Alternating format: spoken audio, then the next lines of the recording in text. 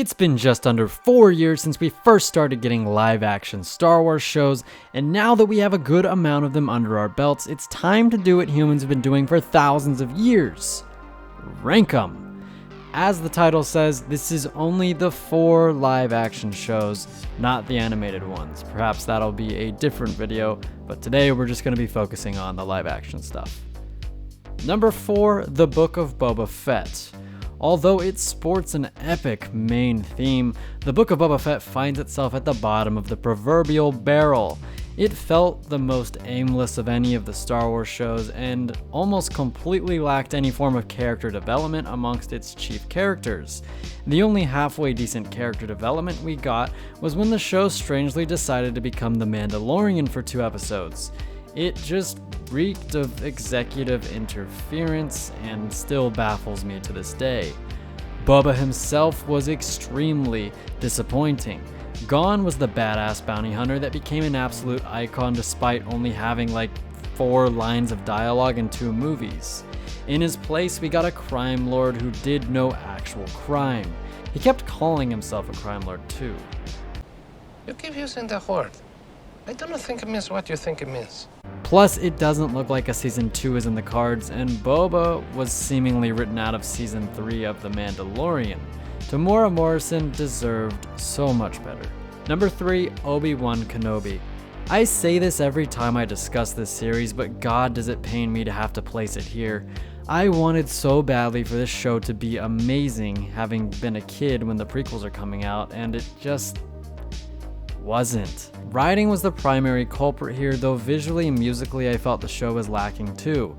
You know, I've spoken about the things I didn't like about Obi-Wan Kenobi at length on this channel, so I just want to take a moment to appreciate that at the very least, this is the show that brought Ewan and Hayden back into the Star Wars fold again.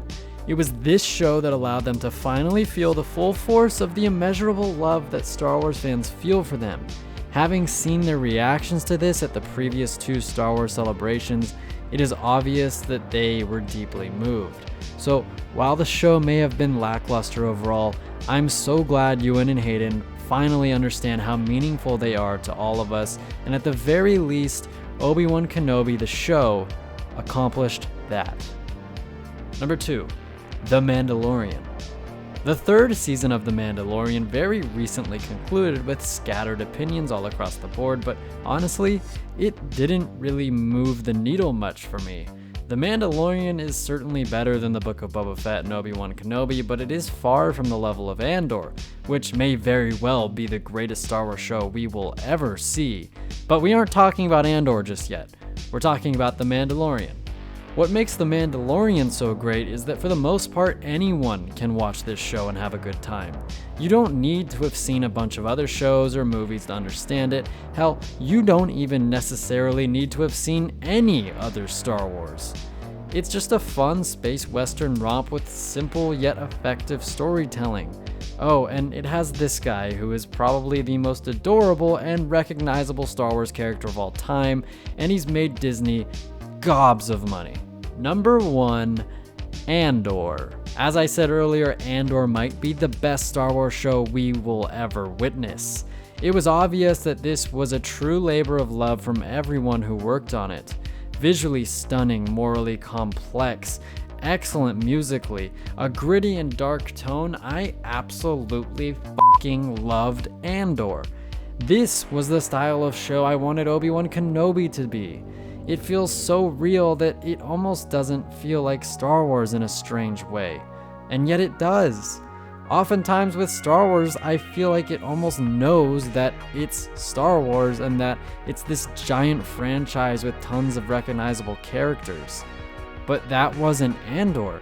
Andor was a story about regular people during the onset of a galactic conflict. It was introspective and raw. It was brilliant.